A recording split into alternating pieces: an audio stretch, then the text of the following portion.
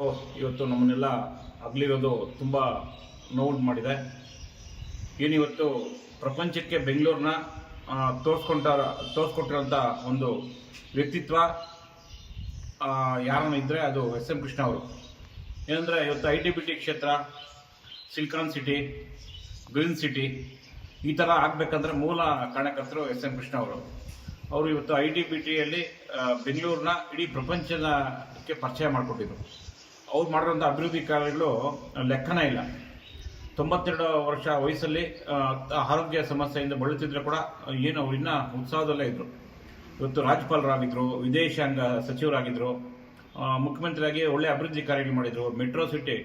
Metro ಆಗಬೇಕಂದ್ರೆ ಪ್ರಮುಖ ಪಾತ್ರ ಎಸ್ ಎಂ ಕೃಷ್ಣ ಅವರು ವಹಿಸಿದರು. ಭಾರತೀಯ ಜನತಾ ಪಕ್ಷದಲ್ಲಿ ಬಂದ ಮೇಲೆ ಒಂದು ಉತ್ಸಾಹ ಜನಕ್ಕೆ ಬಂದಿತ್ತು.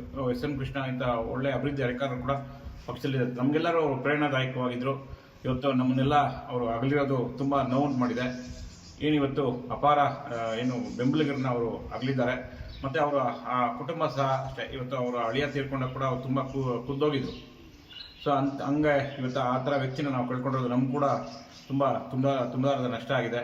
ಆ ವ್ಯಕ್ತಿಗೆ ಇವತ್ತು ನಮ್ಮ ಭಾರತೀಯ ಜನತಾ ಪಕ್ಷದ ಕಾರ್ಯಾಲಯದಲ್ಲಿ, ಜಿಲ್ಲಾ ಕಾರ್ಯದಲ್ಲಿ ನಾವು ಸಂತಾಪ ಸೂಚಿಸಿ ಅವರ ಒಂದು ಆತ್ಮಕ್ಕೆ ಶಾಂತಿ ಸಿಗಬೇಕಂತ ಒಂದು ನಿಮಿಷ ನಾವು ಮೌನಾಚರಣೆ ಮಾಡಿ ಅವರ ಹಾಕ್ಕೊಟ್ಟಿರೋಂಥ ದಾರಿಯಲ್ಲಿ ನಾವೆಲ್ಲ ನಡಿಬೇಕಂದ್ಬಿಟ್ಟು ನಾವು ಈ ಮುಖಾಂತರ ಹೇಳಿ ಅವರಿಗೆ ನಾವು ಸಂತಾಪ ಸೂಚಿಸಿದ್ವಿ.